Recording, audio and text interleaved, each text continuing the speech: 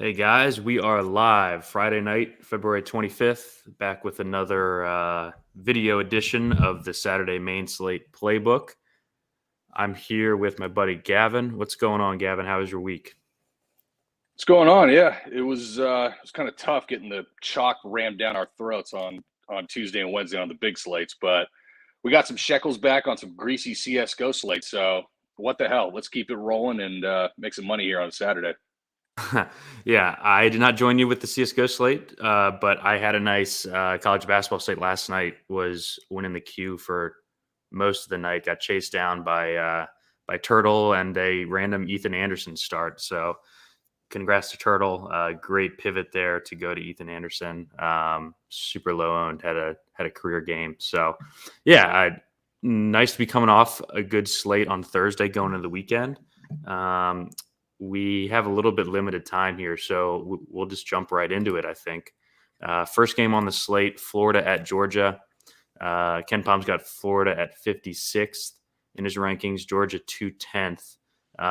Big pace-up spot for Florida here. What are the numbers saying on this game, Gavin? 143.5 total. Florida laying 10. The spread is up 1.5 points. Florida opened 8.5, but the total is actually down 1.5 points. I think it makes a lot of sense with Florida not being a team to have a tendency to kind of get in these run and gun shootout battles and having a really good defense. But yeah, you look at this Georgia team, man, they are so damn dead. The athletic department kind of came out and said Tom Crean won't be fired, which is typically the first sign he's going to be fired in the very near future. So I don't know the vote of confidence, the dreaded vote of confidence. Exactly. The first time they played at Florida won 72-63. They only won by 9, but it was 48-30 at half. I mean, Florida controlled the entire game very comfortably. But Florida off the close loss at home versus Arkansas. They got Vandy up next game. Not much look ahead concern, and the matchup highly favors them pretty much any which direction you want to cut it, short of Georgia being more susceptible on the inside, whereas Florida is top 26, or I guess 26 in three-point rate and outside the 300 in three-point percentage. So maybe Florida shoots their way out of it, but for the most part, I expect Florida's defense to certainly show up in this matchup and kind of lean towards Florida, but already taking 1.5, can't really get there, laying double digits on the road. Yeah, I saw 8.5. You said it's already up to 10. Yeah. I did it about 15 minutes for the show.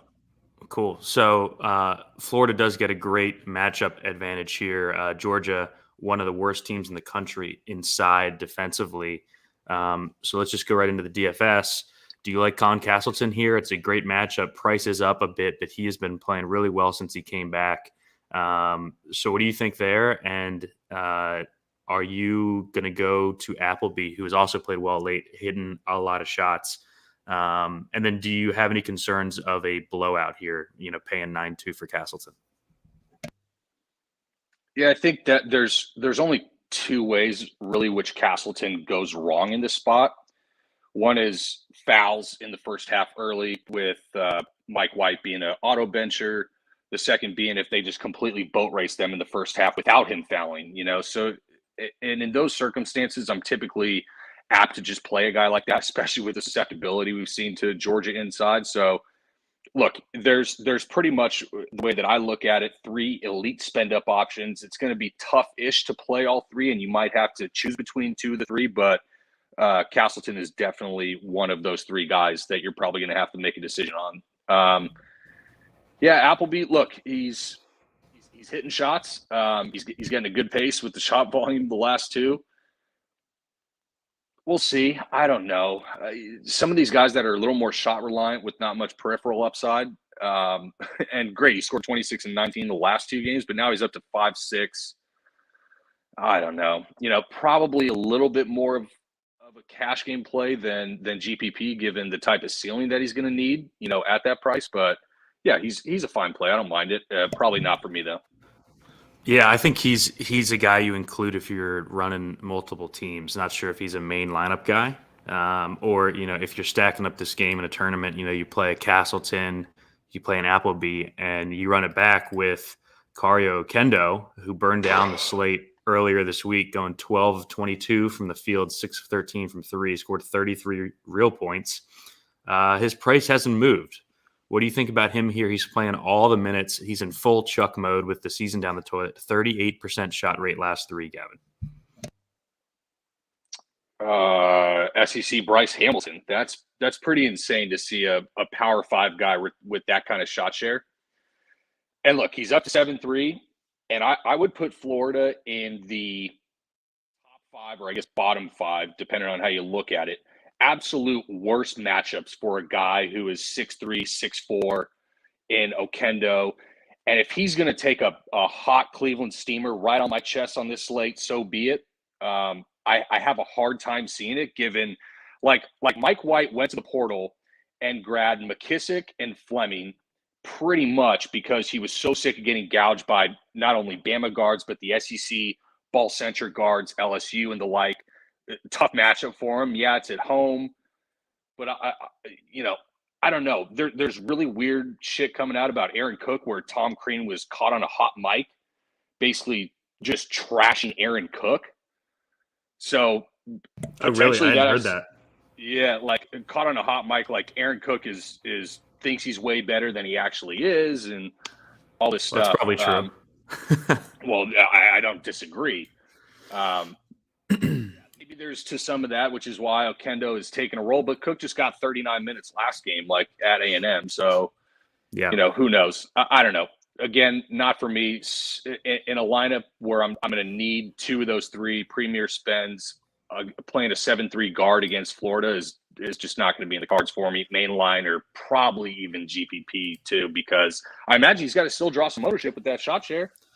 Yeah, I mean, people are going to see what he did the last slate. They missed it. He was low owned. He was on the team that won the Q. So yeah, I think that he gets some ownership here. I'm not particularly interested. I am with you. So yeah, for me, it's probably CC, Appleby, maybe Fleming, with Appleby and Fleming more, if you're playing multiple lineups. Let's move on here. Really good game, I think. Purdue at Michigan State. Purdue 13th at Ken Pom. Michigan State 34th at Ken Pom. Starting to leak a little oil here. What do you got on this one? Leak a little oil is one way to describe it. I mean, shot quality has Michigan State having as many wins as you and I do in the Big Ten in the month of February. 7 in a row. I think they've lost 6 of those 7. I can't remember which one they won. I think it was they beat Road Indiana. But here in this spot, total 147. Still definitely got to consider this one as well. Purdue at -2.5. Spread and total are both down a point each. So Sparty actually taking money. And in kind of a similar circumstance that we had Nate Oates in with Bama last week, we see some reports about Izzo kind of just being fed up with the team and the no-show at Iowa and pretty much saying, like, there's going to be changes and just leaving it at that, open-ended. It's a team that already had a pretty high variance minute lineup and a deep rotation, could even get weirder. So it's going to be a tough DFS spot to get to, but great total, and you got the 3 guys on Purdue. I think all 3 manageable in GPP spots. So certainly something that we got to pay attention on the DFS side. Yeah, I'll likely be betting Purdue here. At 2 or 3. Inside of possession, I think Purdue's a much better team. Been looking to fade Michigan State a lot down the stretch, and it's been working. And yeah, with this talk from Izzo, I don't mind betting on the road favorite here. Let's go over to DFS. I think you made a good point on Michigan State. I think that we may have read a little bit too much into the Hogard Walker situation for their game on Tuesday. I don't think Hogard really got a minutes bump. Yeah, he played 23 and Walker played 25. Walker's a little more scoring reliant. Hogard does have, the 30+% assist rate. Walker's price goes down here coming off the pretty good game. Do you have any interest in him? And then why don't you talk about Ivy? He's priced a little close to like the true stud forwards for me, I think. Yeah, Tyson Walker is interesting. You bring up Tyson Walker at 4-1 versus like a Julius Marble on the same team at 3-8 at a different position. It's an interesting discussion to have, and potentially you play both. Given, look, we've seen the Purdue defense be super susceptible, even more so on the road. Yeah, Walker at 4-1 is a great play. The thing, it's just the minute split just kind of worries you, and who knows what the hell Izzo comes into this game with. Whenever we have a situation like that, I'd rather just gamble on the cheap guys. So I'll probably go, Walker and Marble before everybody else. But with the matchup that Julius Marble sees against, Trevion Williams and Zach Edey all game, whether it's Trevion dragging to the perimeter, whether it's Edey just literally backing him down under the basket, like literally backing him into the restricted area and just dunking on him, it's going to be a rough one for him. So it's going to be interesting to see where ownership shakes out. I have a little bit more interest in Tyson Walker. It's kind of weird how the prices shook out with those guys from the previous slate, but yeah, Jaden Ivey 8-1, super interesting. I think this Michigan State, we kind of pride Michigan State on being a interior focused defensive team. They're going to rebound well. They're typically not going to get beat in the paint, and Jaden Ivey has so much more athleticism and explosiveness than anybody on Michigan State could even dream of. So yeah, 8-1 seems like it might be a little bit of a gift. He's probably like $600 to $900 priced too cheap, frankly, in this spot. Yeah, and he's coming off a 39-minute game. I think we're going to see Painter really, really rely on him for heavy minutes down the stretch here. So, yeah, I think he's a good play. I'm not sure if I'm going to have him on my main team just because, we just talked about Castleton, and there are a couple other elite forwards in great spots on this slate. So, yeah, I haven't built yet. We'll see how things shake out. Another guy I'm interested in on Purdue is Eric Hunter Jr. Not a big ceiling guy, but Turtle won a Q with Eric Hunter in his lineup at this same price. So Brock Erickson has won thousands of dollars playing this mutt under 4K, and so I can't argue against it. Like coming off 31. Yeah, he's 36 minutes last he's two. Probably not going to break your lineup, and if he hits a couple shots, then he's going to even more than return value. So 100%. If you don't like Ivy and you need budget to get to some of the other bigs that are on the slate, then Eric Hunter 100% in play. Yep, agreed. I don't think Gillis is a great play here. I think I would just rather more cash than anything. Save this 600 and go to Hunter probably. All right, let's move on to a game that you'll be interested in. Oklahoma State at Oklahoma. Big one out there in the Midwest. Ken Palm's got Oklahoma State 53rd, Oklahoma 45th. We've seen Oklahoma on a bunch of slates that we've done shows for, it feels like, Gavin. What do you think about this game here? We've been kind of fading Oklahoma for a couple weeks now, bets-wise. Yeah, I went back to our last video because I don't remember much in this life, being 31 now at this point, but I vaguely remembered you saying, again, when OU played Tech, like OU might score less than 50 in this spot. Well, yeah, they scored 42 points in a Power 5 Big 12 game at Tech in the rematch. Other than I get things right every now and then. Other than that Tech win that they had, they've lost 7 of their last 8 when we talked about the spot that they caught Tech in. Oak State off 2 straight home OT wins, which typically I would worry about, but where's my boy Gavin at? Shit. Finally, we found somebody who can make some fucking money on DraftKings. Where is my boy at? What's going on, Chief? We're just getting into bedlam, so I'm getting half-mast now. I'm full-mast. I just threw Steve off because he didn't know I could let myself in like that. No. What's going on? Perks. That's them perks. I was scrambling at the last second there. I was going to come on, but I had to figure out who that scrub ass Waters dude is. I needed one min price guy. Did you play him? I mean, it was either him or the scrub Whitey from Iowa, so I played Waters. Yeah, I mean, with this senior night, we'll see some odd stuff. Sometimes it throws you off. Gavin, you were talking about us fading Oklahoma recently. But what I was saying was that Oklahoma State off 2 straight OT wins at home. I would typically worry about a team's legs at this spot, especially this late in the season, going on the road. But one, you got an hour, 15-minute bus ride with traffic in the state of Oklahoma, which happens once every 10 months. And Oklahoma State's 49th in bench minutes. So it's a deep rotation. They're off 5 full days rest playing Monday. So the thing is, this is kind of the last final get-up spot for OU. I promise you OU will not come in flat to this game.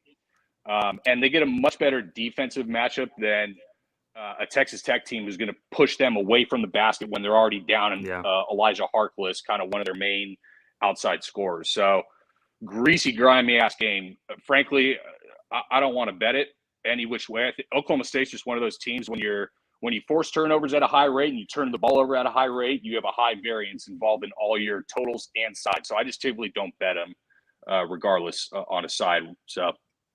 Yeah, I agree. I probably won't have a bet on this game. Some real interesting pricing for DFS though. Big T, I'm not sure if you've opened the slate yet. We've only done a couple games. Oklahoma lost Elijah Harkless last week, and since then they've really condensed their minutes, especially at guard. And we get Emoja Gibson here coming off a couple rough games. His price is down a lot. He's at 4.2. We were talking before you hopped on, Big T, that there are a bunch of really good stud forwards on the slate. So I think it's going to be a stars and scrubs slate for us at Run Pure. And I think Gibson's a guy, we played him a bunch last year down the stretch. I think that he could be good here at 4.2. You have any thoughts on this game? Or, I usually don't mess with the Oklahoma State rotation, especially on a 12-game slate, trying to grab guys, when the coach is going to play 10, 12 deep. Yeah, I like Oklahoma State plus the points. I know that. Plus, 3.5? What are they? Plus 145 on the money line? Yeah, I saw plus 3.5 last time, yeah. Yeah, I like Okie State as far as the bet. I mean, I don't know. These prices, I obviously haven't looked at as much as you guys have, but I got the numbers up at least. 4,200 for Gibson. I mean, 4,800 for Hill. I remember that Hill dude, too. Yeah. I don't know. These guys are all right. I don't think they're bad plays, especially if you find some guys to go with it. But Okie State, I don't know. They're super athletic. I think they can. I don't know. I don't love these Oklahoma guys, even at the prices. They're fine, though. I mean, if you want to throw them in to make things work, I'm okay with it. Yeah, I mean, I'm not in love with it. And like we were saying right before you jumped on, we've been fading this Oklahoma team in the betting market for a couple weeks now. Yeah. So yeah, it's just not a super enticing spot for me to jump on there. Let's move on to. Let me just add one. Yeah. Let me add one quick thing here. In this spot, we talk about Tanner Groves. I think we discussed how poor of a matchup a stretch big is against Texas Tech. The way that they scheme defense, not only pushing things away from the basket, but also being a high switchability offense at the big position. This is a much better matchup for Tanner Groves. Frankly, 1-to-1, if you tell me that Emoja Gibson is going to have a ton of ownership and Tanner Groves is not going to have much, and Tanner Groves is going to have the likes of Musa Cisse, Khalid Boone, or Matthew Alexander Moncrief chasing him on the perimeter where he's going to have a little bit of assist upside with back cuts. I don't really like guards in this against Oklahoma State. It's kind of one of those teams like Florida with big switchable guards who are going to bug the shit out of you and pick and roll and make your life miserable. But I think Groves in a really interesting spot for GPP. And I can't believe I might consider playing an OU guy in a main squad. But frankly, I like Groves in this spot, man. This is the fight. Like I said, the final get up spot for Oklahoma. They can't lose this thing, but I still lean with Big T with the points. Yeah, the only thing that scares me with Groves is his minutes have just been eroding lately. 19, 22, and 25 in his last 3. I think coach has kind of realized that he's not really a Power 5 caliber player. Well, it's this season's dead, and that's he's been like a evident ninth in year conference senior or play. whatever. Yeah. So, all right, let's move on. We got Butler at Marquette. Butler with Bo Hodges, who did really well for us on the slate earlier this week. He gets bumped up to 6,500 here. Gavin, what do you got on the particulars in this game? I saw Marquette just under 10, I think, when I opened it up. Yeah, it's pretty low for a Marquette game. 137.5 total. Marquette laying 8.5 at this point. No more than 1 point movement either way on either one of those. But Marquette still with a pretty good team total at home. Being a team that kind of peaked in the middle of conference play when, they were hotter than the sun at that point. They've kind of cooled off the last couple games, but now play a Butler team that has lost 3 straight, all when they've been finally fully healthy, right? Yeah. But I think it was like the 2 games prior to this 3-game losing streak, all against mid to upper tier Big East competition. They got blown out at St. John's. And they're going to see.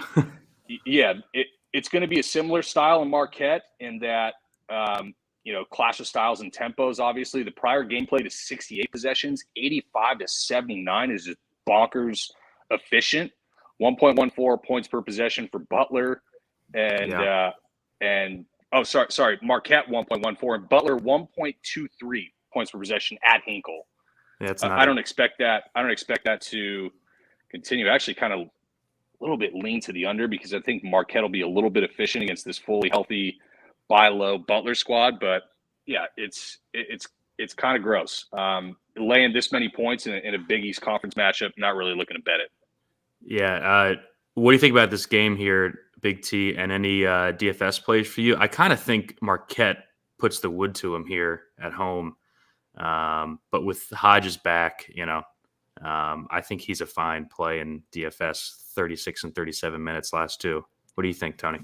Yeah, I mean, every time I get on this Butler team, I think they just have been so freaking bad every time I've got on them. I think this one dude, this Nazi or however you pronounce it, I played him a few times and his projections look off to me a little bit. I don't know if that's because Hodges is back or what, but he pops off for some good games here and there, and his projection always feels low. It's a little bit like Groves, how Gavin was just talking about it, where, yeah, his floor is tiny, but, I mean, he's got a 34, a 29, a 31, a 40. I mean, he's got some big upside in some of these, but you guys know more than me with Hodges, how much he impacts that. I don't know. Butler, I think they might get smacked too, like you just said. Marquette's actually decent in Marquette. Is all these games senior night, the next couple? Like all these?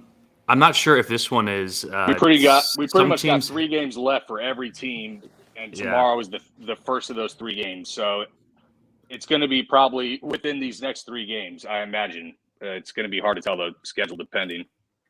Yeah, I got you. I mean, I don't know. I'm just not big on Butler. Even Bo Hodges, like, he's going to be popular. His projection looks pretty high at 6,500. I think it's a tough spot versus Marquette, though. I mean, what's the totals? 137, 9. I kind of like Marquette a little bit. Their team total's sneaky low here for Butler, 62 team total. So, I could see it even going under too. Like, I really could. Marquette, I just don't think Marquette's got a couple. Marquette's got a couple of those long, switchable, high foot speed forwards, and Iguodaro, Prosper, even Kirkwoth, can move his feet a hell of a lot better than most 5s in the Big East. Not as optimal as a matchup for Bo, but look, you can't deny the pace up here and what his shot volume has been the last 5 times he's played. Yeah. Anyone on Marquette interest you, Gavin? Freaking Justin Lewis cost me the Q last Sunday. God, he had an awful game, but priced down a bit. I don't think that I'm going to get to him just because, like we said with Ivy, he's just so close to those mega studs. What do you think about the Marquette side for DFS? Yeah, Marquette's getting about as big of a pace down as you can get in the Big East. Yeah.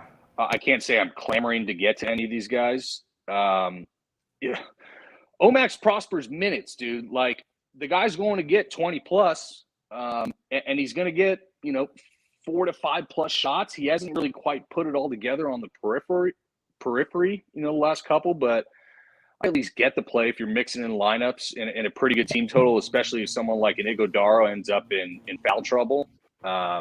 Even kind of raises the ceiling, but little bit tough team to get to. And Justin Lewis is within $1,000 of Colin Castleton with plenty of value on the slate. So it's going to be hard to get to him in this spot with the pace down. Yeah, I think guys like Cam Jones, Kuath, Elliott, and Prosper are going to project pretty well. I just don't know if they have big ceilings, Big T, because they're going to play 15 to 25 minutes. This isn't a cheap guy that's going to give you 32 plus. I'm just not sure if they're on the court enough to give you a ceiling. What do you think, just kind of in general, playing guys like that? I just don't do it. I mean, Steve knows how my strategy for the college stuff. I try to target the good pace up spots. Man, Butler, I just don't like Butler games. Like Gavin said, pace down spot for Marquette. And it's just these guys, I'm not paying $8,300 for a Marquette guy. I know Lewis has been good, but I'm just not doing it. Is this other dude am I losing my mind, or is this dude from Michigan State, this Morsel? Was he not Maryland? Not Michigan, Maryland, I mean. Yeah. Yep. He was the from Maryland? Yeah, he was the defensive player of the year last year for Maryland. Yeah. Yeah, that makes sense. But just to shorten it, I mean, it's a big slate. I'm not going to play much from this game. Yeah. All right. Well, let's move on to a really Top good of game. Big T. I need a beverage refill after you do the first intro. Kentucky at Arkansas. Kentucky 3rd at KenPom. Arkansas 20th at KenPom. We've been riding this Arkansas team for a couple weeks now. They've won 1, 2, 3, 4, 5, 6, 7, 8, 9, 10, 11, 12 out of the last 13 games here, Big T. What do you think overall about this game? I know that you watch Kentucky probably more than other only teams. Team I've watched, really, as far as college so far this year. Oscar, man, what a season he's having. We loved him last year. I remember you got me on him at West Virginia. Yeah. I was still stunned when he transferred, and this year he put it all together, though. The dude is just an absolute monster. And Toppin's been looking good, too, lately. Grady, I've liked Grady all year. I mean, 6,700, though, is a little pricey just for a shooter. I don't know. First of all, as far as I'm going to be more help betting than anything on this show, because I feel pretty comfortable with the betting numbers. DFS, I still follow Steve and kind of the projection, so I'm decent with it. But definitely Steve for the DFS betting. Though I think Arkansas is actually a lock. I think Kentucky's got 2 wins without these guards back to back. Yeah, and I think both Ty and Xavier are going to miss here too. Yeah, I don't think there's any reason to play them. No. Yeah. I saw on Twitter, a couple seasons ago, I think Kentucky opens up as a favorite here, but the books have gotten a little better at it. I mean, it's just I don't think they can set it high enough. I think Arkansas wins by double digits. I was going to say I bet Arkansas when it opened. I think I'm going to bet some alt lines with them too, because I'm with you there. What do you think overall about the game, Gavin? And then are you playing 10K Oscar tomorrow? 43% rebound rate last 3 games. Is that good? He literally grabs every freaking rebound watching it. He swallows boards. Yeah. He's only – how tall is he? He is 6'9". Yeah. Yeah. He's not a super big guy, but it's an interesting spot. UK or Kentucky's 1 game back of Auburn. Arkansas is 2 back. So this is a massive spot for Arkansas. Who's still trying to improve their seed line. Even if Kentucky, loses their last 3 games, they lose to Arkansas, they lose. I think they have to play. They just played Tennessee, but they have 3 games left. Even if they lose all 3, they go to the 3 line. Yeah. So I have a hard time seeing how you play Ty or Sevier in this spot. Just get them healthy. We've seen the ceiling in Kentucky. They can win it all. Just play it that way. But you talk about Oscar's rebounding. He's the reason why Kentucky is first in transition frequency in the country. That being said, Kentucky's going to be without both their guards, and Arkansas is 4th in transition defensive point per possession in the entire country. So kind of, strength on strength, number 1 adjusted offensive efficiency in the conference versus number 1 defensive adjusted efficiency. So really interesting spot. I side with you guys in Arkansas. yeah, it's hard to see how they don't get this done at home with a massive Bud Walton spot, but yeah, I think I have How to good agree is in terms Kentucky? of We all like Arkansas, but how good is Kentucky if they somehow win this game in Arkansas? dude. Without their Arkansas two guards? pants me though. I thought we saw the ceiling on Arkansas, and they keep kind of delivering a new one. I still think they're look Kentucky Yeah, I think fully healthy, one of the 5 best teams in the country, bar none. No discussion about it. I think they're the most solid of anybody, and it's not just because I watch them the most. They're just like really, really talented. Yeah, I think for Kentucky to win this game, it's either Oscar going for like 20 and 25 or Grady and Toppin just playing out of their minds. I think Toppin's interesting here at 5'5". He's played 40 and 39 minutes the last 2 without those guys and playing pretty well. I like him. Obviously, like Oscar at 10K. Mintz is at 6. I don't think he has any ceiling there at 6. He's a cash game guy, if you're playing that. I think the interesting side here, Gavin, for DFS is the Arkansas side and the Note versus Jalen Williams discussion. Do you have a lean there? I'm kind of going towards the Williams side just because they don't have any other big men, and he is the only one rebounding. 34% rebound rate last 3. He's going to play 36 plus here if he doesn't foul. Little tough matchup with Oscar with the foul trouble, maybe. But, Oscar isn't a defensive savant himself. Do you have a lean with Williams or Note, if you're doing a game stack or something here? Probably Williams first. Probably. I said on the last show, the guy has not had less than 8 rebounds in the good year of our Lord 2022, and he only maintained that against Florida, against Colin Castleton, getting 10. A bigger, more stout defender, surely, than Oscar.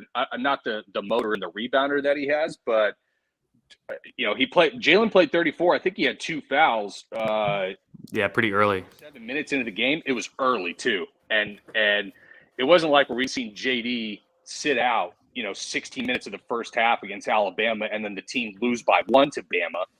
I mean, there's no option other than to play Jalen Williams. Like, imagine throwing Trey Wade on Oscar Tshiebwe for any more than a 3-possession stretch. It can't happen. I take it back. That's how Arkansas loses. Jalen Williams gets in foul trouble and sits for 15 minutes in the first half. Yeah, definitely. Any thoughts on the Arkansas guys here, Big T, before we move on? No, I just kind of have more. I didn't actually talk about the Kentucky because I don't know a ton, but then I looked at the pricing, and I mean, Toppin's still 5,500. I mean, it's tough not to play him unless you think Arkansas just totally blows them out. Spread's only 2. We all like Arkansas. We might even like the alt lines, but I mean, even if it's a 10, 12-point game, I mean, he's going to play every minute. They don't have dudes. They only have 5, 6 guys they want to play, and it's outrageous too. Like when you sort point per dollar, you're looking at Oscar as almost the top point per dollar play on the slate at 10K.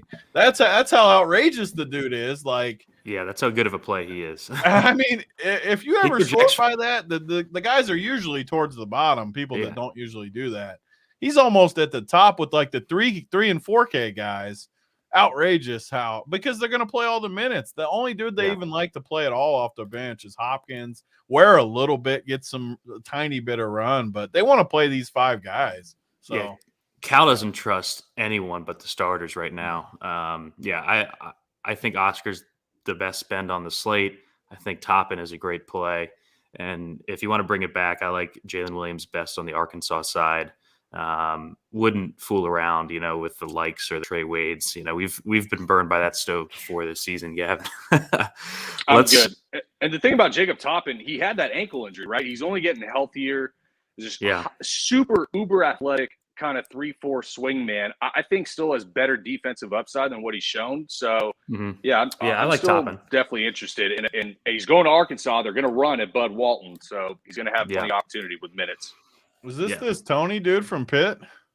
Yeah. He's like a defensive guy, rebounder with Note and Williams there, and now Amude. He's just not getting shots. 8% shot rate last 3. He plays a bunch of minutes. I just don't see a big ceiling with him under 5 or above 5K. He was like 4,200 a couple weeks ago, Tony, and he was a good play there just because they play so fast. I'm just not sure if I see a big ceiling. If we think Arkansas is going to blow the doors off Kentucky, or that's a relative possibility, you could soak up a ton of usage with just going the Note plus Williams route, a la to the Alondas plus LaRavia JLR. before Kadeem C came back, before Damian Monsanto came back. I think it's a really similar type of play there. If you're trying to imagine if they somehow got the big O in foul trouble, like Arkansas is going to blow them out. I am worried about that. Yeah. All right, let's move on. We got Texas at West Virginia. A little worse of a DFS game here, but we got the Texas guys. A couple of them priced down. Texas 14th at KenPom, West Virginia 67th at KenPom. Gavin, what do you have on this game? West Virginia, man, they've been bad in conference play. They looked like a tournament team, just after Christmas. They've lost 12 out of their last 13 conference games. Yeah, after starting 2-1 of the conference. 130 total. Texas laying 2.5 on the road. Total's actually been bet down 2 points. So people think that this is the West Virginia spot. You got UT off the loss versus Tech. Then they beat TCU. Now they're going to Morgantown before coming back home to play Baylor on Monday. KU to end the year. Yeah. You want to talk about the same exact spot that OU found Texas Tech in. Yeah. Off the win against UT, going to Morgantown where they caught them. It's super scary. And you got a West Virginia team, senior laden, led by Taz Sherman and Sean McNeil, who I can't imagine these guys are going to go play another year of college unless they want to be Brad Davison, but they're probably not going to go out, bellies up. And there's a little bit of turmoil going on with Texas and Trey Mitchell's dad going off on Twitter about Chris Beard and all this nonsense. We'll see him in the portal in the very near future as well.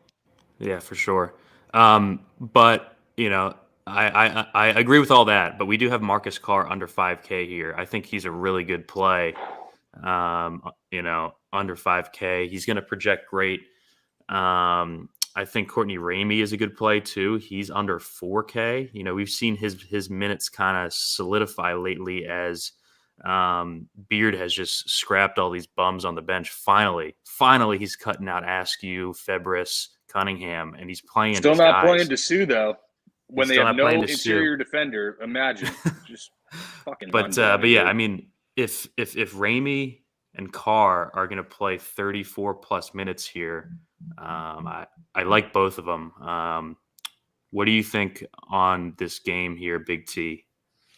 Yeah, I freaking hate this Ramey. I remember his ass. I don't like him much at all. Just looking at his. Again, I know I keep saying it, but I haven't followed it as close as these guys for sure. But just looking, I remember him from last year. I just remember not liking him that much. And I look at his box scores. He just sucks. I don't know. But then the good thing is Marcus Carr, 47. This is the dude from Minnesota, right? Yep. Yeah, like this dude is a stud. You look at him. I mean, the dude, why is his price this low? I don't get it. Because they spread out usage a lot more. He didn't have the guys around him at Minnesota that he has here. I mean, Andrew Jones is going to shoot it a bunch. Like he's playing a ton Timmy of Allen. minutes. Yeah, I think Carr is definitely. Where's a better Timmy play Allen than from? Utah. He was Utah. Yeah, I was going to say Cal, so I'd have been close. Yeah. Yeah, he was all Pac-12 at Utah. I think Carr is the best play. Lost 11 out of 12, Texas? West Virginia has lost 12 out of 13. Virginia. But Texas, after this game, hosts Baylor on Monday and then plays Kansas to end the season. So I think Texas wins this game. And Morgantown is that just shit Big 12 travel spot, dude. When I was in Oklahoma State, everything was via bus. Lincoln, Nebraska was 7 hours away. Austin, Texas was 8 hours away. College Station was 7 hours away. There ain't taking no damn bus to Morgantown from the Big 12. Like, it's a bitch of a travel spot, I'm telling you.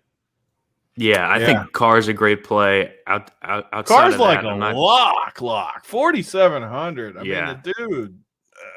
He's been neutered by Chris Beard, so it's hard. Yeah, Well, I mean, even- again, yeah, you guys have Not if it's definitely neutered, followed it. but I mean, God, it's going to be 47. hard. You played dump It's gonna trucks be in hard. college for 4,700. It's going to be hard for me to get away to Marcus or to get away from Marcus Carr tomorrow. I think he'll probably be in my core up on the site. The question for me, Gavin, does anyone besides Carr interest you? You know, we played Timmy Allen earlier this week under 6K. I think this is a little tougher of a spot for him. Before we move on, what do you think? we caught Timmy off like the 3 straight foul trouble games, price down in a much more favorable matchup at home. You know, so yeah, not as much in this spot at 6-4 with a game that if you told me was 60 to 50 at the end, I wouldn't be surprised at all. Yeah. I'm What's probably this team ranked? What's I Texas probably won't even ranked? play Carr, but I get it. But They're so they're nasty. 14th on KenPom, but This team's good. they really haven't played that well on the road. You know, they squeaked that Oklahoma win, but besides that, they just haven't been that great on the road. But yeah, they're a much better team Just than looking West at Virginia. this roster, I think this roster looks really good to me. Yeah, the That's roster's why we bet awesome. them before the season to win. Yeah, that's why Oh, you they're guys winning were up on a them before the season? Yeah. So I hate Ramey though. I think Andrew Jones looks like a good play to me. Like just looking at his profile, he looks like I like Texas a lot more than you guys tomorrow. I know it's a tough road spot. West Virginia always upsets people there too, but man, West Virginia looks bad to me. Texas should win this game for sure. And yeah, I mean, It does worry me though that you guys said that 11 out of 12 losses and the spread's only 2. Yeah. What's this Malik Curry coach. at 3,300? Yeah, so Kedrian Johnson for West Virginia is questionable here. He missed the last game, and Curry bumped up to low 20s minutes. Gavin, I think he was an up transfer, right? I think he's a fine play. Kedrian? No, Curry, because Kedrian's questionable. I think he might miss again. And when he missed the last game, Curry played like 21 minutes, and his usage has been good when he's out there. What do you think about Curry? He's from Old Dominion, but now you're starting to talk to me about the rotational West Virginia guards against Texas. Oh, Lord have mercy. I was out on Carr. You think I'm going to get to these West Virginia mutts? No chance. Yeah, the issue with Huggins is that he fucks with the rotations so much. But I think Curry's going to have to play if Kedrian's out. I think he plays 20, 24 minutes, and he played well the other night. So I think he's definitely in play just because he's so cheap. But yeah, 63 team total going up against Texas, one of the best defensive teams in the country, and then that plays slow. I'm not jumping out of my shoes to put Malik Curry in the lineup. That's for sure. I don't know. Again, you guys are. He's so cheap. He's 3,300, and he profiles pretty decent. Yeah. I know the matchup sucks, but man, 3,300 is so freaking cheap. Turtle's in the chat. He said Kedrian is, quote, likely to miss. So I think that we can assume him out. Why isn't Turtle on this show? Turtle, where are you at? I've asked him to come on the show. I think he's busy. He denied you? Yeah, I think bullshit, Turtle. It might be a corporate thing. I'm not sure. No way. Turtle does what he wants. Let's move on to a game that I think we can get done real quick. Iowa State at Kansas State. Iowa State 29th still at KenPom. I think that's a bit high. Kansas State 57th. I really like this Kansas State team at home, Gavin. We've bet them a lot at home this year. I was bummed to see that they opened up -3.5. I don't know what it's done since then. KenPom's got this projected 65-64, though. What do you think? Yeah, a point better than the last game, 131, and we spent utterly too much time on the prior. So Kansas State actually opened 2.5. I think it's some offshore, so bet up a point. But this game boiled down to one thing: is just like literal guard-on-guard crime. The main 5 guards that are going to play in this game are all pretty good defensive players and are likely going to nullify, one another. I'm definitely not playing Nigel Pack or Mark Smith at AK. I wasn't playing them before at AK.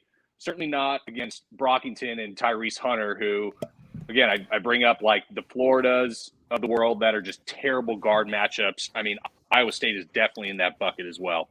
home regardless. I get it, but I'm not playing anybody just because I think this game gets kind of muckier than the total even indicates. Yeah, I'll probably bet Kansas State here if the line comes down, or it might be a live bet spot just because I do like them a ton at home. They've just played so well at home during conference play, but I don't think I'm going to have anyone here in DFS. What do you think about this game, Big T? Yeah, nothing really sticks out. I mean, we can skip it from my end. Cool. Let's go to Aliaj Kunk maybe. If you want. I mean, he's probably a fine. We're not playing that guy. 6, but I haven't played him to this point. So, but I don't want to just completely gloss over it because some people, might want to play him at 4-6 in that spot. Aliaj Kunk. Oh, there he is. I see him now. Yeah, he's like a stretch 3-point shooter for Iowa State. He's been starting recently. He was pretty popular on that slate the other day. I think he's an okay play, but probably won't get to him here. Let's go to a good game DFS wise. UNC at NC State. UNC 41, NC State 128.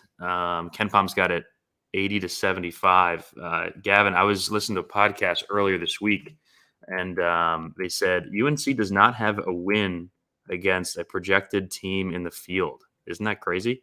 I think it's difficult to make the tournament when you have that on your resume on that black stamp.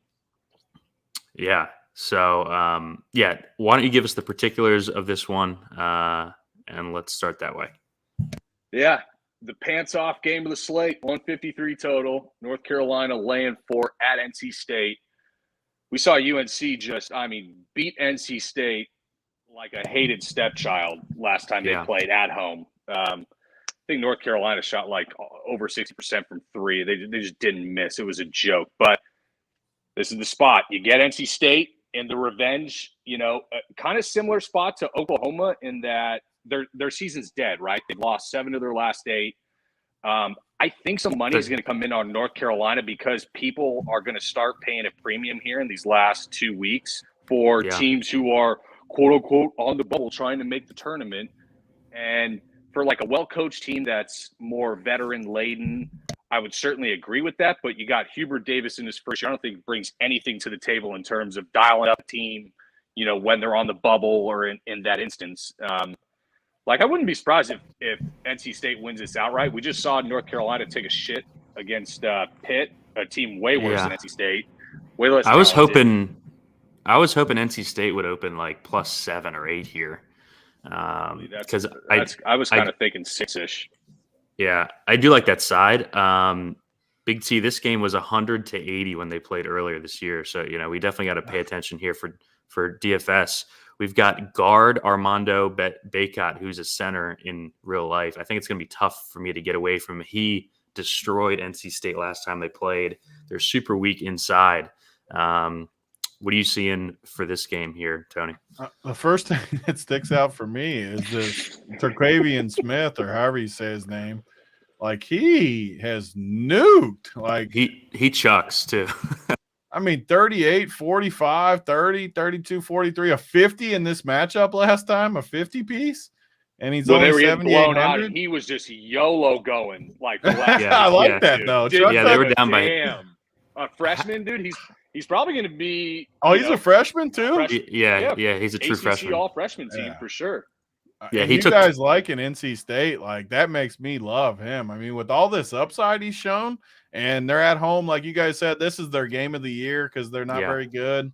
Yeah, sign me up for him. I like him even more than the Sebron or whatever, 8,500. I like this dude more. What's this 3,400 dude all about? This Dawona. He plays a lot. I think he's got one of the lowest usage rates in the entire country. He got a 27 piece last game. He's gonna get bent over, no lewd by Bacot. All you need to know about Bacot's gonna destroy him. He's gonna get workbenched by Bacot. Yes. So one more note on Terquavion. He's coming off 3 straight foul games too. I think he plays like 36 fouls minutes games here. In those games I just named off.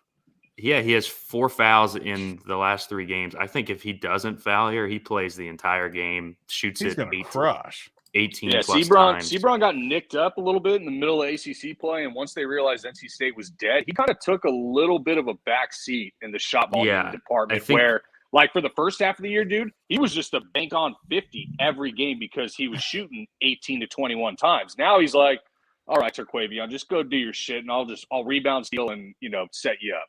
Yeah, I think we've seen like the passing of the torch from Sebron to Terquavion here. I really like him. I think Duona is going to project well. Man, I think he picks up 2 fouls early. Baycott's going to crush him. He's a worse version of Julius Marble on the same slate with a few more minutes. Like, yeah. So Terquavion on the NC State side, Gavin, why don't you talk about the UNC side? We've seen Baycott play 38 and 38 minutes the last 2 games. They're basically playing 5 guys right now with Dawson Garcia out. 40% rebound rate last 3 for Baycott. I think he's the fade.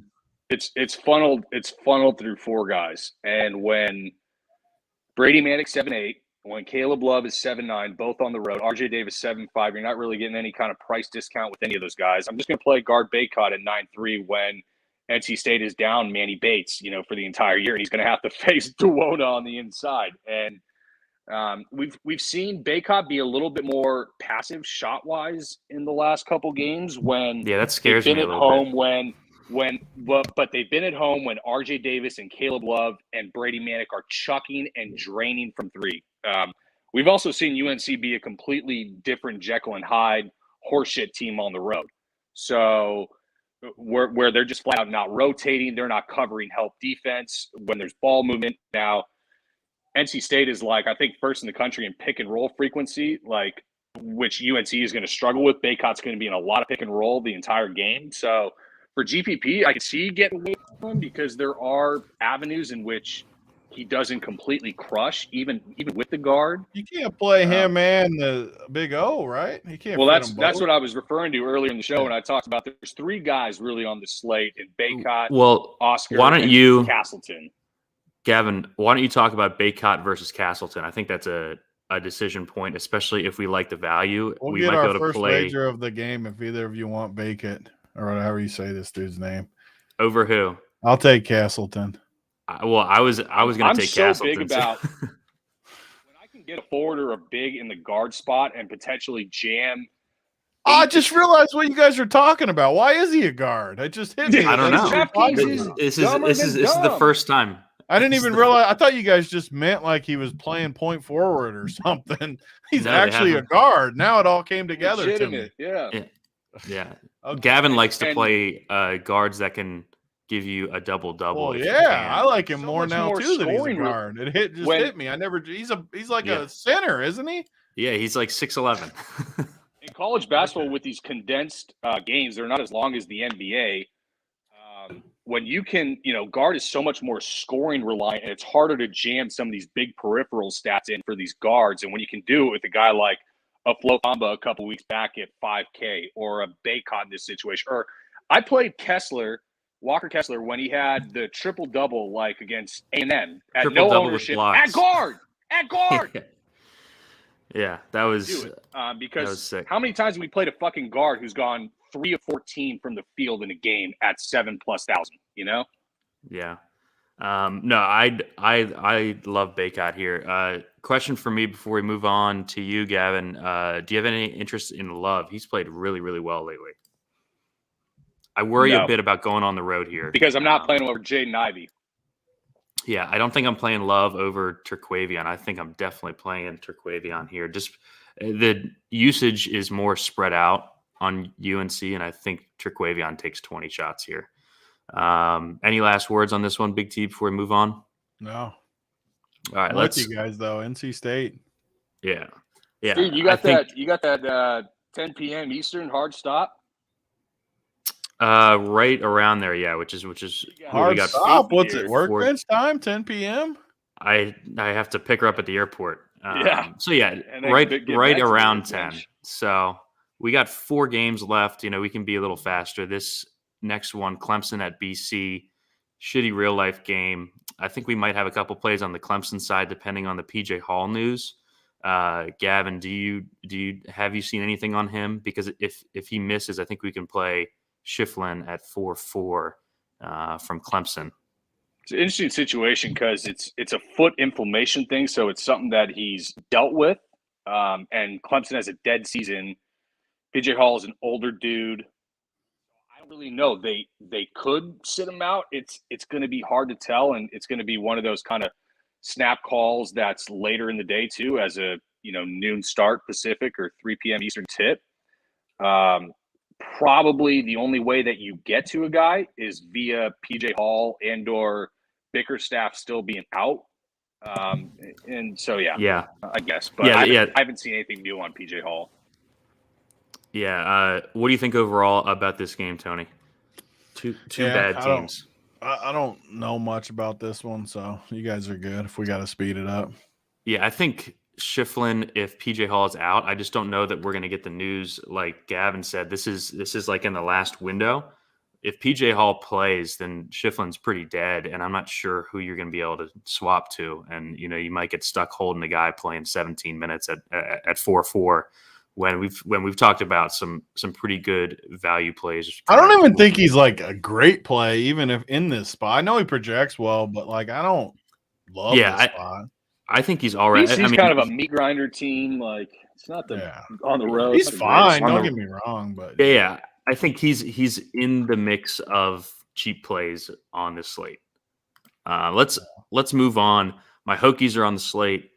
God, that spot last Saturday, I can't believe you didn't bet it, Gavin. Vatek at Miami. Miami, I think -2. I'm not sure if it's moved. I'm definitely betting Miami here. What do you think overall about the game, Gavin? Agree on the -1. Yeah, it was North Carolina's first road cover since Thanksgiving, I believe. So yeah, like I said, congrats on your mortal lock of the year.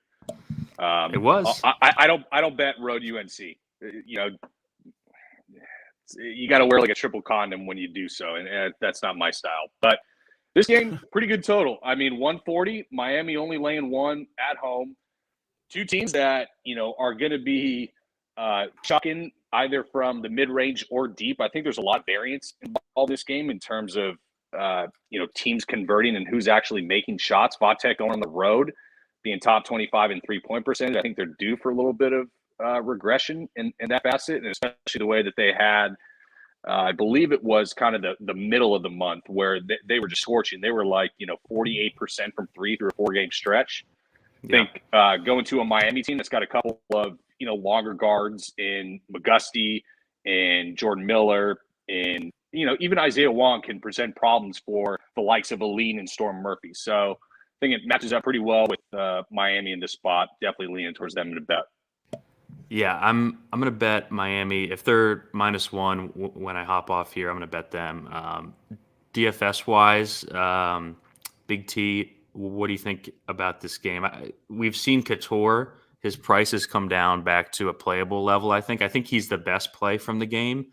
But at 5'2", like we said, I'm not sure that he's better than other guys in that range on the road. No, I like this game. I like Virginia Tech, though. I think Miami. I don't like Miami at all. I've actually watched Miami for some reason more than probably anybody but Kentucky. I don't know why. They just always end up on random nights. I'll just end up watching them.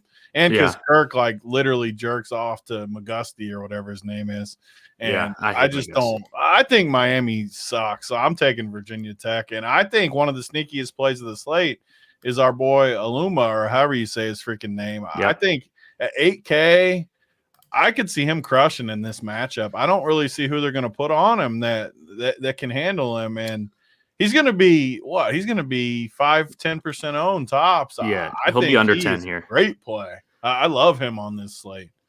Yeah, so Miami's big weakness defensively is inside. They're 314th defensive 2-point percentage, worst in the conference. And we've seen big men just destroy them game after game. John Hewley just the other day. Gavin's call on the live show went nuts on him. I mean, if Tech wins this game, it's because Aluma has like a monster, like a 25-12 game, which he's going to. He's definitely in his range of outcomes, and he has been really good lately. 23% shot rate, 31% assist or rebound rate last 3. He's going to barbecue chicken Sam Wardenberg in a pretty good total now that I think he is. Yeah, he is. He's going to crush. I definitely prefer him to Mutz. Mutz, we're gonna play him like if Tech plays Syracuse or something in the tournament, just because he's such a good passer. He plays in the middle of the zone. But yeah, it's Aluma or Couture for me. What I was mentioning with Couture is he was priced up near 7K, just not in play there. But he's the only guard on Tech that does any rebounding or assisting with any reliability. So he was 7K, so he's priced down. I might like him too if he was priced that high. Yeah, but he was 2K too high at 7K. Now he's priced accurately. Yeah, he was in the mid fives pretty much all season. Yeah, he was in the mid fives like all season. I think he was appropriately priced there. I don't think he's some screaming value. I'm just saying that he's been priced out and now he's in play at least. These are the guys I do play a lot though. Like I like playing the 4,500 to 5,500 guys that play 30 plus minutes, and if they get hot or something, can get you 30s. Like I play these guys a lot, dudes like that. That's Couture, 100%. Yeah. And Couture, one of the best shooters in the country, shooting 43% from three on the season. Yeah. So, Gavin, any last words on this one before we move on? Nope. All right, we got kind of a greasy game here next. Texas A&M at Ole Miss. A&M 76 to KenPom, Ole Miss 98 at KenPom. What do you got spread and total here, Gavin? 134 total towards the bottom half. Ole Miss laying 2.5. No significant movement either way. Pretty interesting matchup. We've talked about this Ole Miss team being super shorthanded without Deshaun Ruffin, especially at the guard spot, against a pressure-intensive Texas A&M team. It's kind of wild to see an Ole Miss team laying points to anybody in that conference, pretty much. And so I probably lean towards A&M. I just see A&M exploiting them on the defensive end and forcing turnovers at a pretty high rate, especially without Ruffin. And as long as they, can contain Jarkel Joyner, who's now, overpriced at this point, but as long as they contain him, I think Ole Miss is dead men walking. They're gonna cut off, or Ole Miss is gonna try to cut off the perimeter for Texas A&M with that amoeba defense, but I think it allows. I said it last week with Henry Coleman. He didn't quite go through because he was low on the rebounding end, but this is that type of amoeba defense where if you can move the ball with a pretty high assist rate, you can find some pretty easy buckets down low with your bigs. Yeah, I never find myself getting to A&M guys. I don't trust Buzz's rotations. It's so hard. He plays 11 guys. We saw Quentin Jackson being the winning Q lineup on Tuesday, but he had like 8 steals. His usage is good. And 11 for 11 from the field. Okay, no, he wasn't. Okay, you play it. I never get those games when I'm hunting the Q. 11 from the field, 3 of 3 from 3, 6 steals. I mean, you couldn't script a more nut game than that. That's absurd. Yeah. What do you think about this game, Big T? Yeah. I mean, was this that game freaking Turtle beat me in that damn qualifier where his dudes went for like 60 freaking points? Was that this game? No, I don't think so. It wasn't? I thought that was Quentin Jackson that just went. Oh, yeah. No, it was I think it was Beimfor who played it though. It wasn't Turtle. So yeah, I'm blaming Turtle for another dude. But yeah, he got whoever the other dude was in that game too, but like 50 plus from 2 dudes that I couldn't even believe. 2 dudes that I didn't even know were on the slate. So Okendo, yeah, he took like 25 shots or something. Just blame Turtle until he comes on the show. I did. He said it in the chat. Wasn't me. I'm just so used to Turtle beating me in the Qs that I thought it was him, but it was Eric that night. He beat me last night late. Oh. Yeah, I mean they went charging up the freaking board. But I don't honestly I don't know much about this game, so. Yeah, I think Crowley is going to project well here, Gavin. He's had good minutes lately. I think with Morrell and Joyner back, his days of playing 30 plus are over. But he's so cheap. I think if he plays over 20, you can use him here. What do you think about Crowley and anyone else in DFS? Are you chasing the Quentin Jackson 11 of 11 8 steal game? That's going to be a no for me. Dog, in the words of Randy Jackson, but this game, I don't know where you find daylight in this game value wise. Like Some folks like one Wade Taylor, not quite for me, especially in this matchup where Ole Miss is going to be more focused towards stopping the perimeter, and that Amoeba defense kind of fires guys out to close out really hard, but a lot of times gives up buckets underneath, not only to dribble drive, but quick ball movement. So, yeah, just disgusting all the way around, I think, for this game. Yeah, because we're going to have 3 guys under 4K that project pretty well. Gordon, Hassan Diarra, and Crowley. I just think they're a little thin with the minutes. The A&M guys, just because the rotations change, we've seen Diarra play 24 minutes and 11 minutes just in the last 3 games. I think Gordon's a little safer minutes-wise. He just has a lot lower usage. Any of those 3 guys interest you here, Gavin? No. All right, easy enough. No, let's I don't move. Play Texas A&M. Never, ever. Yeah, I mean, it's a 12-game slate. Henry Coleman using and a guy GPP on price it. down and a pace up. These games are so much later too. Like unless you have major conviction on the 3:30 and the 3:30 games, like you just shouldn't be waiting for it. Yeah. One thing I will say, we've seen a lot in the last, especially in these Saturday slates, getting like strange news that we haven't been looking for. That's kind of shaken up the slates. So on the opposite end of that, if you don't have conviction with guys in the first window, it's fine holding salary. Just because we've seen news impact so many of these big slates. So do keep that in mind. Kind of moving forward as we go to March. Not specifically for this slate, but even if you hold it for the last 3 games with of the last 3 games, Virginia Tech, Miami, A&M versus Ole Miss, Seton Hall versus Xavier. You got 2 games with totals 140 or above. So, those rank inside the top 6 for top 5 for totals on the slate. So, yeah, we've seen some funky shit come down. Tiger Campbell suspended for a day, and this guy is a late scratch for whatever reason because he stubbed his toe on the way to chemistry class or whatever this shit is. Just last night, Turtle passes me because he has salary open and gets to play Ethan Anderson. We didn't have that news until late. So Boogie Ellis, Isaiah White out. You got to play the beer keg on legs, Ethan Anderson guard. Just have to do it. And he gets 5 steals right on my ass and passes. Turtle's taking enough money from all 3 of us, that rat bastard. The last game on the slate's a really good one, especially good real life game. Seton Hall at Xavier.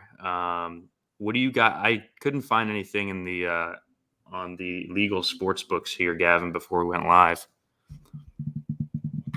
I'm not sure if they're waiting on. I'm not sure if they're waiting on any news. Yeah, spread's already up a point. I'm pretty sure it's released on legal. Double check that. But Xavier off 3 straight losses. Culminating that 3rd loss was the 3 OT loss to Providence, which was their 2nd straight road game in 4 days. Without Nate Johnson, kind of one of their dudes down, I worry a little bit kind of with the spot that occurred there. But, Seton Hall also off 2 close home wins versus a DePaul without David Jones and Butler, who we just discussed kind of how bad Butler has been. So I think it's definitely the Xavier spot. Frankly, I think these teams kind of match up really equally with one another in terms of style, length, position, kind of size and foot speed and strength combination. The first matchup was 73-71 Seton Hall in the Prudential Center out in Jersey. But, 68 possessions, there were 48 free throws taken in that game. Wow. 33 of 48 combined for the teams. Xavier's 30th best defensive free throw rate.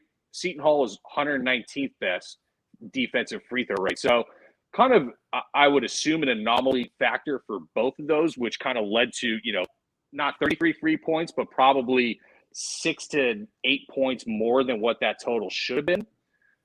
So I kind of lean the under a little bit in this 141 Big East rematch, coming back to the Cintas Center, where Seton Hall's offense has been relatively anemic, and the only way that they have a chance of winning is keeping this kind of at a grimy, pace.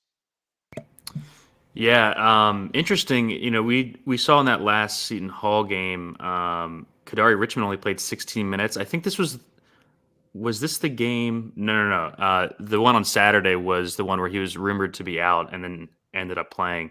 I don't know why he Hall's played been at full strength for like a month now, including the last matchup they played. Both teams were pretty much full strength. Well, yeah, I mean, besides Aiken, but yeah, I think Richmond's interesting here. I just don't know why he played 16 minutes. I'll look into that overnight. I think Tyrese Samuel's interesting. We played him on the late slate last Saturday. Besides that, no one's really jumping out at me in DFS, even though this is a big total. Xavier, Big T, like all season, they just kind of juggle usage between their four guys. They have four really good players.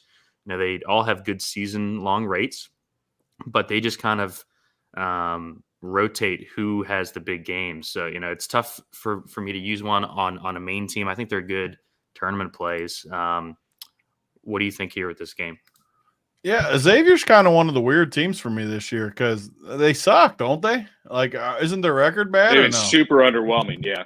Been bad in conference play. Like, I look at their roster though, and it feels like they should be decent. Yeah, so it's like weird. I mean, obviously, I live right here too, so I follow them pretty close, and I'm actually shocked because I was eating lunch early in the week, and my dad's like, "Yeah, Xavier just sucks. They can't make the tournament," and it caught me off guard because I thought they were like good, just because all I've done is played DFS really, and I always like these four guys.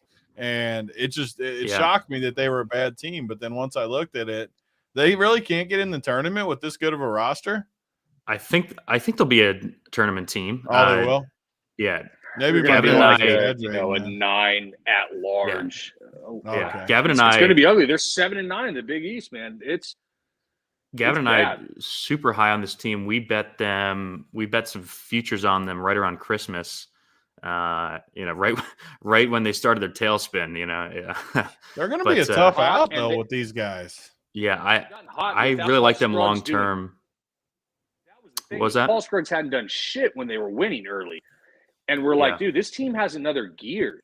If Paul Scruggs becomes kind of that alpha point guard again and defensive stopper at the point of attack, this team's going to have another gear and just have not shown it. Shocking. The Travis Steele just bedwetting down the stretch. I mean, that Disney and Amazon are the three best bets in life. Yeah, I like Xavier moving forward. If they win this game, I think they win out and end the season 10-9 in the conference, 20-10 overall going into the Big East tournament because they'll beat St. John's. I think that's on the road and they'll come home soft landing spot. You get Georgetown at home to end the year. Gavin, but do you like anyone in DFS here? We're seeing Xavier come off a 3 overtime game. I think that's my only worry here, betting them. Yeah, so some of the stats are going to be inflated. I definitely ran pretty pure with playing Kunkel last late, no doubt, especially because I'm not really a Kunkel guy. I don't know really. There's anybody in this game that strikes me for a mainline perspective because Jared Roden at 8K, I don't know if I like him more than a Keve in a pace up against a bad defense, or Jaden Ivey in the spot. Given I just see these teams as so equally matched up in terms of kind of being relatively mirror images, super long at kind of the swing positions and being out under the basket. Xavier has probably a little bit of foot speed inside and out with their bigs with Nunji and Fremantle versus like a Yetna and Obiagu type. But it's probably only in a GPP spot, and Kunkel is only good without Nate Johnson. But I'm just a big Tyrese Samuel guy. He's got ceiling at 4.3 like we saw last game. 28.75 fantasy points. That's certainly not even an outlier probability, frankly, for me, for Tyrese. You're all muted or something, or at least I can't hear you. Oh, damn it! I was muted. I was asking if you like anyone here in this game for DFS. Yeah, so for me, this is like the type of game where I know a lot of people don't do it, but if I played it, I would game stack it a little bit where I'd play I knew you were going to say two. that. Yeah, that's how I build the teams, and it doesn't. I mean, it works out a couple times. It usually doesn't, but I'd pick two of these Xavier guys because it's hard to pick between the four. I'd pick which two kind of fit in my build, and then I'd play this Samuel for sure. I'd play as long as I know Turtle in the chat said this Richmond was sick for 4 days or whatever. As long as he looks good to go and he's in the starting lineup, he would be another one, and then I'd pick one more from I guess probably Roden or whoever at the top, but it'd be more of a game stack than a piece for me. Outside of Samuel, I like the Gavin notes about that, where 4,300, maybe a little bit more upside to that. So he'd be the only guy for me outside of like a game stack. Yeah, and let's transition to kind of that before we have to sign off here. I think Samuel, like if you're deciding between him and like a Ramey, I think I would definitely play Samuel at that price range just because he has the upside. Gavin, let's close out with what we usually do. Your favorite player over 8K and favorite player under 5K. Why don't you go first, Gavin? Dude, favorite player over 8K is like Tony's the only one in this with children, so he's the only one who understands how to choose your favorite child. But dude, Baycott, Sheboy, or Castleton. Guard Baycott because I just can't help myself when I'm going Baycott because when you have the opportunity to jam the double like that at the guard spot, I can't get away from it. So I'm going Baycott. All right, and favorite value, like guy under 5K. Come back to me on that one. Yeah, that's going to take a second. There's a lot of decent plays. All right, I'm going to go Castleton as my favorite spend. Just you're not going to get a better matchup. Georgia, not only one of the worst Power 5 teams defensively inside, but in the entire country. Just a perfect spot. What I like about him, since he's come back is our issue with him is that he would play, 26, 28 minutes. He's playing 35 plus. So, you're getting the elite rates with a guy playing the entire game. I love that combo. He's playing well right now. Florida's pushing for the tournament. Awesome spot for him.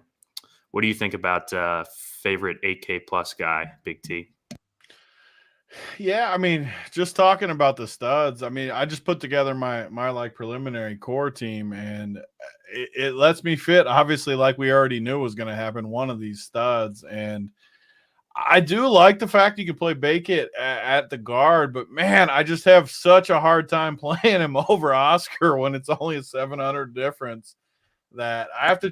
I'm not going to choose any of those guys for my favorite because my core is like super clear cut. I know he's 7,800, but I want the NC State guy, big Trav Daddy or whatever you guys were calling him. Turquavion, yeah. Turk Daddy. Trav Daddy, Turquavion, yeah. Yeah, I'm him and Aluma. Those are. I want both of those guys in my lineup. So you can mark me for both of those dudes. Awesome. Really like both of those guys. I'm hoping Turquavion doesn't project well for Turtle, so we can get him low owned. I don't think he does. Just looking from the. Don't you project him high, Turtle? Yeah, Turtle. Give him like 25 minutes. Yeah. Gavin, favorite cheap guy for you? Let's go 5K or less. This is man. I can go first if you want. Go ahead. I'm going between three. Just go. I'll take Marcus Carr. I think he's easily the best play under 5K. I'm not sure the ownership. I think he'll probably be a core play tomorrow. It just like if I don't play him here, and he does well, it's one of those things. When you look back at your lineup, it's like, did I really not play 4,700 Marcus Carr? So yeah, I think Carr's my favorite play under 5K. What about you, Big T? So I gave two up top. I'll give two down low that I love too. And I mean, the first one, I'm with you with Carr. Carr's a lock to me. I think he's just way too cheap for his numbers. Second one, though, I found that really fits with my roster that I like. And you guys can correct me if I'm wrong because I only played him the other night and he treated me good. But this Tyson Walker at 4,100, he looked good to me. Like I know the Purdue matchup's tough, but at 4,100, he's got to have a little upside right there, right? At 41. Yeah, I like Walker a lot here. 100%, dude, against Purdue. He's playing well Is down that the a good stretch. matchup? I thought Purdue was a bad matchup. That's like the nut Big Ten matchup. Really? Face up with shitbag defense. Like I'm in then. Purdue plays fast, can't stop and a they pick have and roll. Yeah. It's so bad. Oh, you guys are getting me excited now. I got my whole team built on this show. Yeah. It was a very productive show. That's going to be the issue with Purdue in the tournament. Like their ceiling super high, and they can outscore you, but their defense, I don't think anyone with their defensive rating on KenPom has ever made a Final Four. So, yeah, love the Walker call. Gavin, why don't you give yours before we head out? I needed like 3 audibles because I needed to gain my breath before I was going to actually say that the little brother horseshit institution OU was going to have the best play under 5K. But here we are with one Tanner Groves. I think this Oak State team in which he already had a good matchup the first time, which he's gotten a minute's depression the last 2. Weren't as great of a matchup. I think he presents big matchup issues with Oak State guys where he's going to be kind of the main reliant scoring guy at home in the final get game for OU under 5K. I think he's got 30-plus chance of point upside in this spot, as gross as that might be. Yeah, and I think that you're going to be the only one holding him. So if he does, I sure hope so, because that's look. He's not the first guy into your lineup. I would say he's my favorite play because I think he's one of these guys sub 5K who's going to go under-owned in a pretty good spot and matchup. Yeah. All right. I'm a little past my time. I have to head to the airport. Another productive show on the Friday nights. These are fun. Thanks to Gavin for joining again, and thanks to Big T for hopping on. First college basketball show. Getting your feet wet.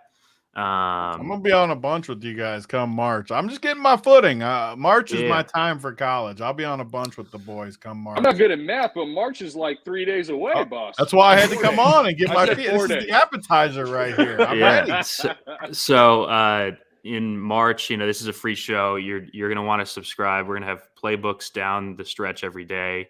I think the Run Per crew has 6 or 7 seats already to the Tourney Mania. So why does the unpaid intern count? Yeah, I'm counting you. You're on every goddamn show. And we're in. So hit up runpuresports.com, get a membership, all sports one price. We had a golf show earlier. I have actually been playing some Golf Showdown, Tony. That's been fun. But yeah, we'll be back. We might do some more shows during the week, TBD. So stay tuned. If not, we'll catch you next Friday night.